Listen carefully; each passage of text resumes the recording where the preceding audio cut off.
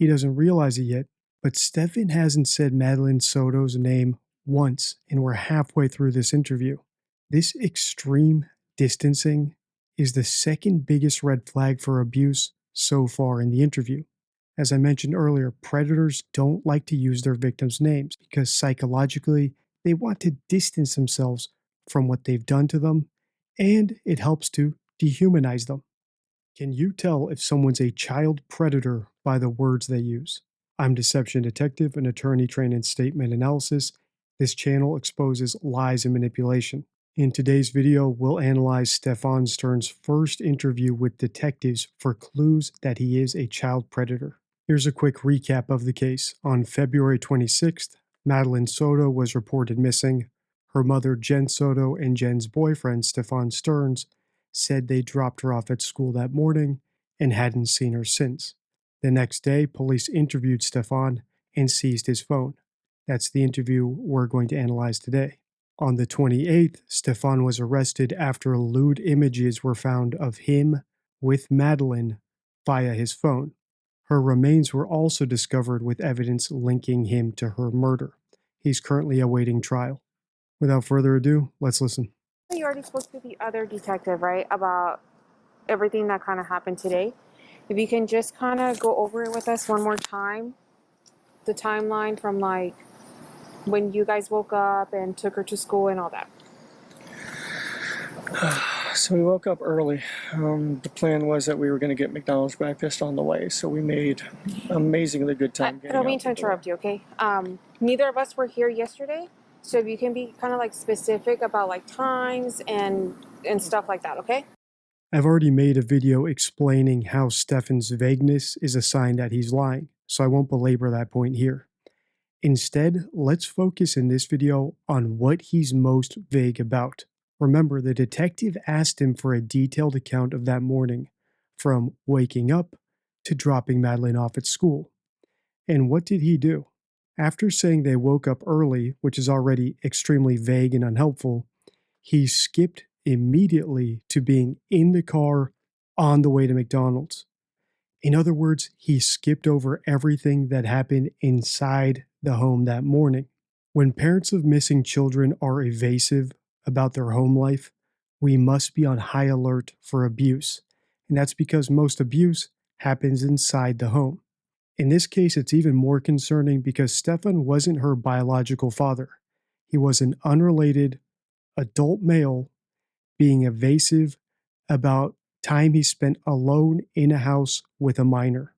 Thankfully, the detective picked up on this, so she rephrases the question. When I hit play, pay attention to Stephan's response. So we woke up early. The plan was that we were going to get McDonald's breakfast on the way, so we made amazingly good time. I don't mean to interrupt you, okay? Neither of us were here yesterday, so if you can be kind of like specific about like times and stuff like that, okay? Woke up around 7:15, somewhere around there, which is an early start for us, but we had talked about getting McDonald's breakfast beforehand, so we wanted to make good time. We did make good time. We got out the door maybe 7:30, 7:45-ish maybe. Got over to that area. Stephan's a bit more detailed here. They woke up between 7 and 7:15 and they were out the door between 7:30 and 7:45. What's the problem? He's still skipping over everything that happened in between. By his own estimate, that's 45 minutes alone inside the house, unaccounted for. If your spidey senses weren't tingling before, they should be now. And many of the members of the DD forum picked up on this. YouTube channel members also picked up on his vague timeline. As I said before, the vagueness is a sign of a scripted story. But it could also suggest abuse. And here's why. If I asked you how long it took you to get your kids ready for school last Friday, you could probably give me a fairly accurate estimate based on what time your alarm is set to go off to what time school starts and they have to be dropped off. And if you can't do that, it's probably because something unusual happened that morning.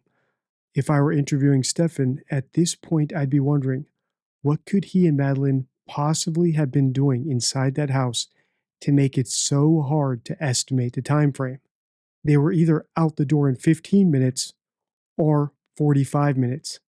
Of course, we now know what was going on. He was loading Madeline's dead body into the car to drive it to the dump site. As we listen on, pay attention to how that seeps through in his language. Does he describe Madeline as a hyperactive, energized girl, the way they describe her in other interviews?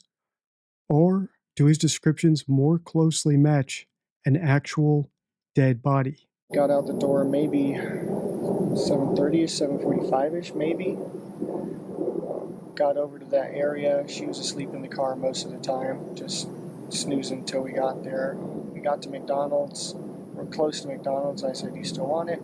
She wasn't interested in the McDonald's anymore, so we continued on.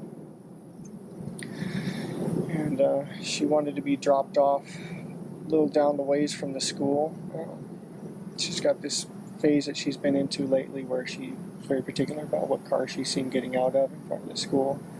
She prefers her mom's car, but my cars are, I guess, kind of hooties. I get it. It's an image thing. But Who is she? So far, Stephan hasn't said Madeline's name once, and we've seen this often on the channel with violent criminals and their victims like O.J. Simpson and Nicole Brown, or Chris Watts and his family, or Casey Anthony and Kaylee.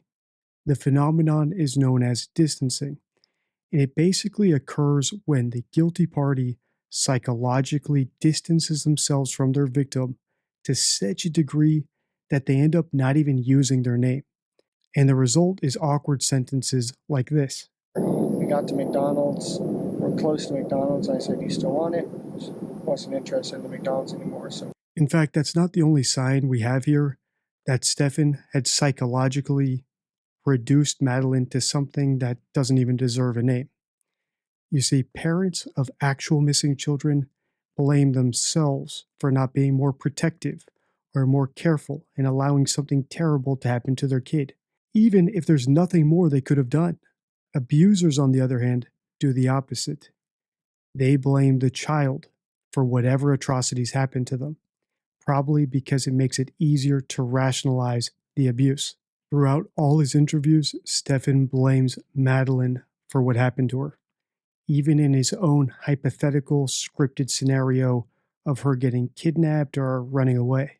He did not drop her off at the front door of the school, but it was her fault for being embarrassed of his car. As I pointed out in my first video about this case, Madeline's mother, Jen, does the same thing in her interviews, which is one reason among many that I think she's complicit, even if the rest of the world thinks she's innocent. But the Overton window has shifted so far with her. She has degraded her daughter so far in her mind that she doesn't realize that all she's done is blame her daughter and belittle her. Even in a public interview that she knows is being shown all over the news, she cannot help but belittle her daughter. Right? She has ADHD. She's forgetful. She forgot her phone. She wanted to walk to school. She got kidnapped. It's her fault, not me. She's 13 years old. She's old enough. She should know not to get kidnapped, which is sick. These people should be afraid. We got to McDonald's. We're close to McDonald's. I said, "Do you still want it?" She wasn't interested in the McDonald's anymore, so we continued on. And she wanted to be dropped off a little down the ways from the school. She's got this phase that she's been into lately where she's very particular about what car she's seen getting out of in front of the school. She prefers her mom's car, but my cars are, I guess, kind of hooties. I get it. It's an image thing. But that was sometime probably between 8:20 and 8:40ish, somewhere in there. It was along the stretch of the road that on the right side that has all the communities on it. Before you get to the overpass. You could see the overpass from where it was. So it was on that side, on that stretch of road, and that's where I dropped her off. She said she was going to go wait for her friends. She was going to go find them and hang out and wait for her friends. And I asked if that was going to be okay. She said, "Yeah, it's fine." Kids get dropped off early enough as it is, so it's not totally unusual for that to happen. It's just not usually that early that I drop her off. I do school runs every once in a while for her. I said, okay, let her out. Have a good day. Love you. Thanks. Love you too. When liars make up stories, they're omniscient narrators. They can plant whatever thought they need to into whoever's head they need to in order to make their narrative work. However, they often fail to consider the second order effects of that, like how would those people have articulated those ideas to them in words? That's why the exchange between Stefan and Madeline I replayed earlier was so awkward. That whole segment of Stefan's story was so poorly thought out that even he couldn't bring himself to say, she said. He just dropped the designator completely. This is also why it's unclear who said, I love you, and who said, thanks, I love you too. Stefan obviously scripted this dialogue into his story, but he didn't go the extra step of actually assigning lines to his mental actors. And that begs the question, why include this line of dialogue in the story at all? The fact that he felt the need to say that he and Madeline said they love each other and scripted that into the story when he left so many other things out suggests to me that either Madeline hated him or he hated Madeline or both. And I'll explain why that's the case the next time I pause. Let her out. Have a good day. Love you. Thanks. Love you too. And I turned around and was driving away and was watching her in my rearview mirror to make sure that she was going where we were supposed to go. And she was moving in that direction, but she was rummaging around in her backpack or something. What I assumed was probably headphones or something like that, but I found out later that she forgot her phone here, so she may have been rummaging for her phone. But she was still kind of making her way towards that direction, so it looked okay. It looked like any other day. And I just continued on. After you dropped her off, what did you do? Stayed, talked to her for a minute, made sure, is it all right that you're going early? Because it was still early. She said, yeah, it's fine. I'm going to hang out and wait for my friends to get there, which she does sometimes, so it didn't sound, outrageous or anything. That was it. Told her to have a good day. I loved her. She told me she loved me too. I turned around to leave. I can already feel longtime viewers typing the comments, hey DD, this is a sign of deception. Hey DD, this is a sign of scripting. And there are many things here that I'm not pointing out simply because I've pointed out all the signs of scripting and deception in other videos. Remember, the focus of this one is, can we tell if he's a predator simply from what he says in the interview? So please do comment all those signs of deception that you're catching so other people new to the channel can see them. For now, what I want to point out is loving parents don't feel the need to tell police that they love their children. It's taken for granted. While it might seem counterintuitive, the more someone tries to convince people that they love their children, or worse, that their children love them, the more we need to be on guard that there's abuse or neglect in the relationship. And the same principle applies to virtue signalers or couples who post too much lovey dovey stuff online. They're often projecting their secret guilts and insecurities. Because Stefan felt the need to rewind his story when the detective was clearly trying to get him to progress it, it probably means that this is the part of the story he's most comfortable with, so he wants to linger on it. In other words, he spent the most time scripting, memorizing, and rehearsing this part of the story. And this part of the story contains that exchange of I love yous.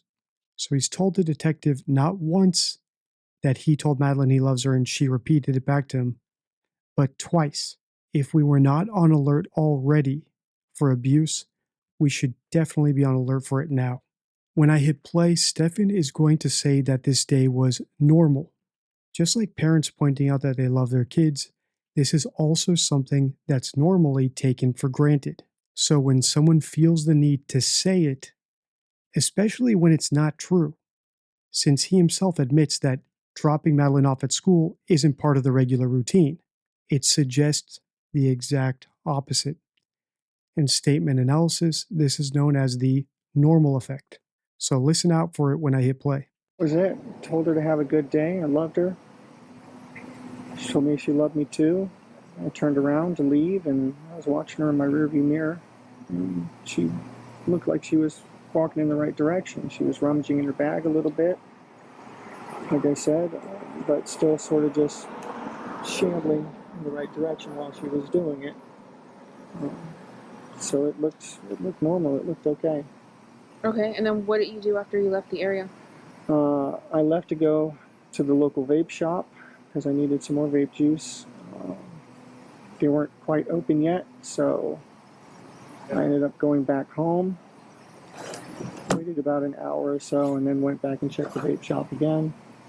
It was open, so I got what I needed there, and came back. Do you remember what time you came home? The first time was probably right around 10, close to it. And then I waited here and went back to the vape shop. Probably finished at the vape shop and came back home again a little after 11. And then what'd you do after that? I had a couple errands to run over on 192. She was talking about making a BJ shopping list. She just wanted to make sure I was back in time for us to both go pick up. He doesn't realize it yet, but Stephan hasn't said Madeline Soto's name once, and we're halfway through this interview. This extreme distancing is the second biggest red flag for abuse so far in the interview. As I mentioned earlier, predators don't like to use their victims' names because psychologically they want to distance themselves from what they've done to them, and it helps to dehumanize them. Coming up is going to be one of the most predictive signs of abuse that we'll see in the video. But before we get there, I'll just quickly ask you, have you picked up on all the leakage that Madeline's did?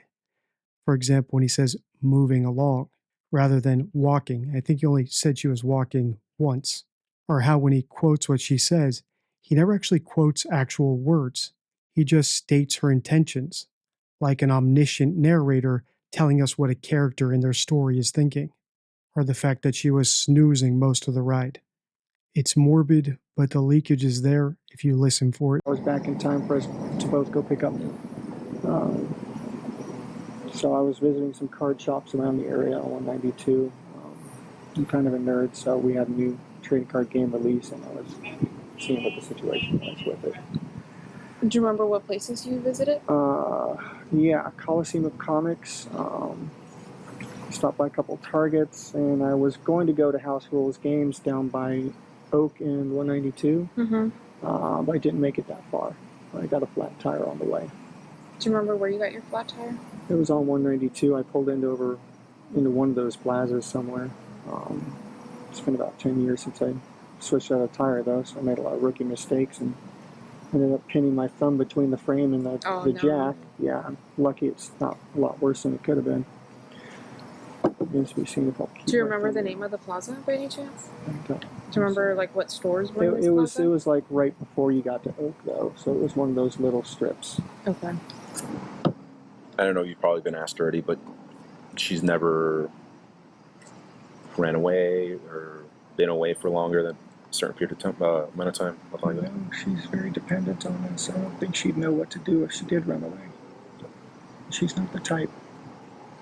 She's a good kid. Besides the ADHD issue diagnosed with anything else? Yeah, she was tested a while back and had some symptoms of autism, so she's... On this channel, we use deception detection techniques like statement analysis, critical thinking, formal logic, and Bayesian statistics to uncover the truth. In this case, the red flag for abuse is a statistical one. As I pointed out in my first Stephan Sterns video, How to Expose a Psychopath, the fact that Madeline was disabled increased her risk of abuse by 300% statistically. So that means we need to be aware there's a higher likelihood of abuse, but we can't confirm it. Moreover, Madeline was a quote-unquote stepchild. This is also an exacerbating factor, increasing the likelihood of abuse by a whopping 40 times or 4,000%. In other words, we can't say for sure that Madeline was abused based on these statistics. The vast majority of disabled stepchildren live perfectly happy lives with perfectly loving parents. But it does mean we should be more alert to it, since it's statistically more likely than if that weren't the case. Good kid. Besides the ADHD, is she diagnosed with anything else? Yeah, she was tested a while back and had some symptoms of autism, so she's potentially on the spectrum there. Okay. She was officially diagnosed with it when she was younger, and she was retested and said, well, she shows symptoms of being on the spectrum, but maybe not full-on autistic. When did you come back to help Brittany? Yeah. What do you mean? Like, because you lived down south, right? When did you come back up north to help her? I just got here this weekend. Do you remember what day it was? Sunday. Sunday was her birthday party, so yeah, it was the evening after her birthday party. Sunday. Okay. Do you remember what time you got here on Sunday? 8:30ish maybe. Okay. Just in time to make sure that she was doing all her nighttime routines. Knowing what we know now, I could spend an entire video analyzing this one statement. For the purposes of this video, the red flag here is the same one I pointed out in the start, the vagueness about what goes on inside the home. He skipped over all the morning routines of getting up, having breakfast, showering, and now he summarizes all the evening routines of having dinner, brushing teeth, getting tucked into bed into 3 words: nighttime routines. I shudder to think of what those routines were. Just in time to make sure that she was doing all her nighttime routines. I'm waiting for her mom to get home. Did you guys go anywhere last night? Was that media? Maybe. I think Fox 35 or something was coming. Yeah. If it is, let me tell him he needs to take it. Okay. I don't recall. You have to ask her if we went anywhere. I don't recall. I was so zonked out on Ativan at that point. Okay. Because I was a wreck. I don't think. And this would have been when?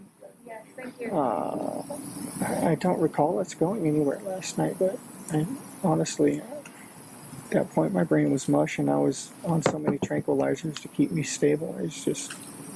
You said Ativan? Yeah.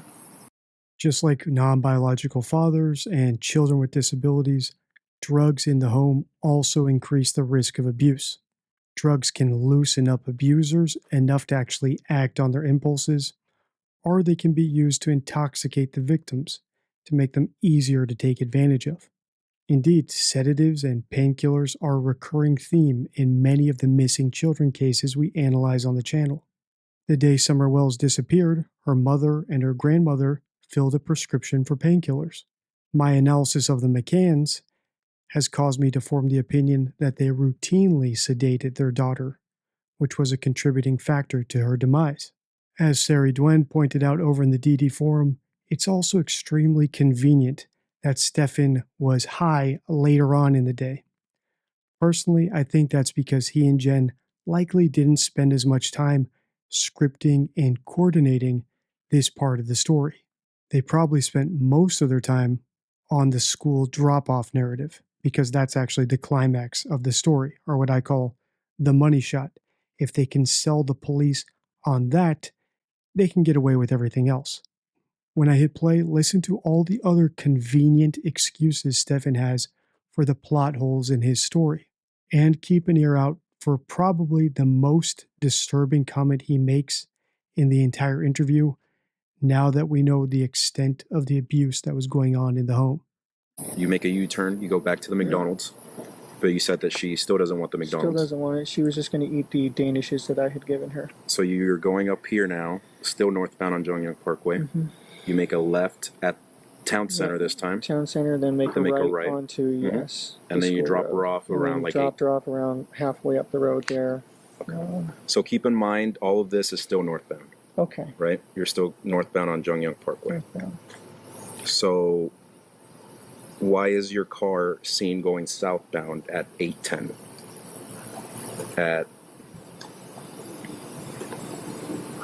I'll show you what location it is. McDonald's is over here. Mm-hmm.